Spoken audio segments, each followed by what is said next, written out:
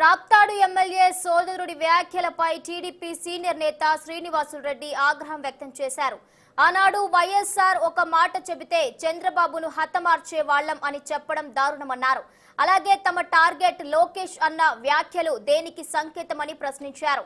MLA సోదరుడిపై వెంటనే హత్యా నేరం కింద కేసు నమోదు చేయాలని ఆయన డిమాండ్ చేశారు.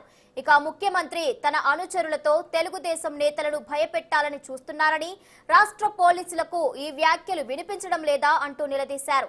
పోలీసులు చర్యలు తీసుకోకపోతే కేంద్రం నిఘా సంస్థలు చర్యలు తీసుకోవాలని కోరారు. తెలుగుదేశం పార్టీ భయాందోళనకు గురవుతారని చెప్పి అనుకుంటున్నారేమో.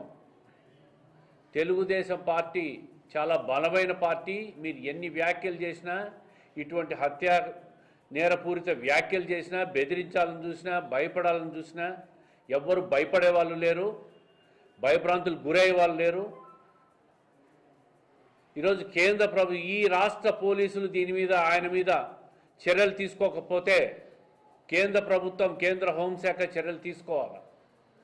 కేంద్రంలో ఉన్న ఇంటెలిజెన్స్ బ్యూరో ఐబీ నేరుగా ఈ వ్యాఖ్యలను సీరియస్గా తీసుకోవాలా.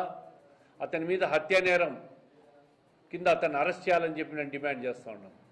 సామాన్యుల్లో, ప్రజల్లో ఈ ప్రభుత్వం పట్ల వ్యతిరేకత మొదలైందనే విషయం ఈ ముఖ్యమంత్రికి అర్థమైంది.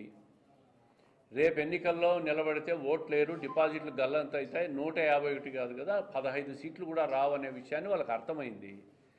ఏ విధంగా మళ్ళీ అధికారంలోకి రావాలా? డబ్బు, పోలీసులు, అధికార మదం, హత్యా రాజకీయాలు, బెదిరింపులు, దీని ద్వారా మళ్ళీ అధికారంలోకి రావాలని ప్రయత్నం.